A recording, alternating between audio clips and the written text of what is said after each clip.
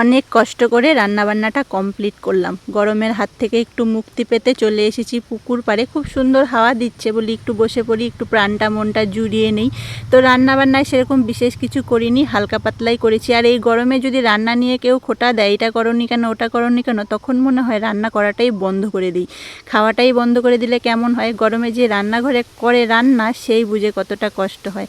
মা বোনেদের যে কি রান্না করতে গেলে জ্বালা, সেটা তারাই বোঝে। তো অনেক সময় অনেকের থাকে মানে যত কিছুই করে দাও, যত দাও তত চাই, মানে মন আর ভরে না। সেরকমই আমি বলি, অনেক সময় হয়ে যায় অনেক কিছু হয়তো আমাদের ইচ্ছে করে না করতে, অল্পর উপরেই করে ফেলি। তো তখন সেটাও মেনে নেওয়া উচিত যে হয়তো নিশ্চয়ই তার শরীর ভালো নয় বা মন ভালো নয় বা কোনো কারণে সে করেনি। রোজ যেহেতু 2-3 রকমের পদ হচ্ছে, একদিন যদি এক রকমের পদ দিয়ে ভাত খেয়ে নাও, কোনো বিশাল কোনো ক্ষতি হবে না আমি মনে করছি। তো আজকে দুপুরেও আমার বিশেষ কোনো আয়োজন নেই, একদম গরম ঝরঝরে ভাত আছে, পাতলা করে মুসুরির ডাল আছে, মাছের ঝাল আছে, আম কেটে নিয়েছি গাছের, লেবু লঙ্কা স্যালাড সাজিয়ে নিয়েছি, আর এই পাশে করে নিয়েছি উচ্ছে আলু ভাজা, কেন ডালের সঙ্গে ভাজাটা তো লাগবেই।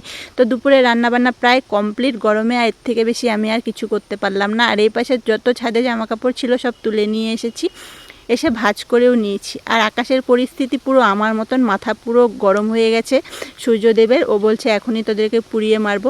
মাথা গরম হলে আমারও এরকম, কখন কি বলবো, কাকে কি বলবো কোনো ঠিক নেই। যতটা পারি চেষ্টা করি সংযত হয়ে বলার।